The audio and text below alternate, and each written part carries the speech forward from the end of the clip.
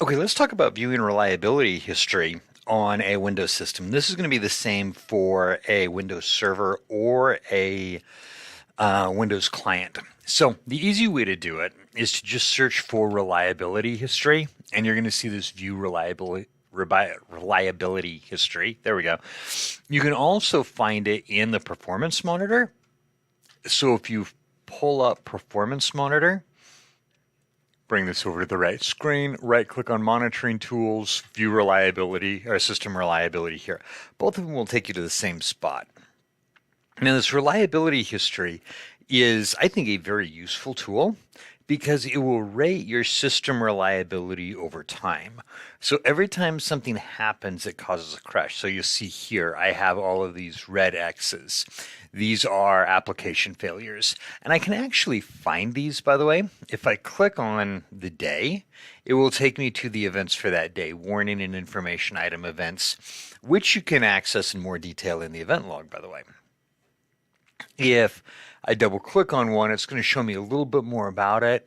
Installation failure, we failed to install the following, blah, blah, and it's a warning error.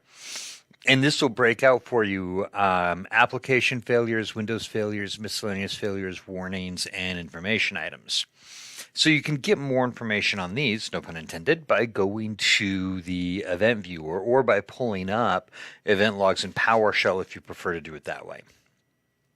But the thing that I like about this is it charts for me over the past several days or longer where I've had errors, and it rates my reliability of my system on a scale of 1 to 10.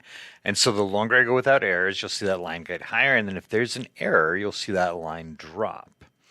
So this is a great way of identifying something happened to my system a few days ago, it just hasn't been the same since.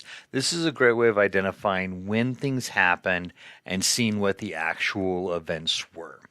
So I find this particularly useful for looking back in time. It will also identify when something got added to the system. That's going to be the information items. If software was installed successfully here, I had a bunch of Windows updates installed successfully. So it graphs all of these changes for me over time and then rates the reliability of the system over time. So I find this a particularly useful tool for a quick overview of what has been going on in my system over the past several days.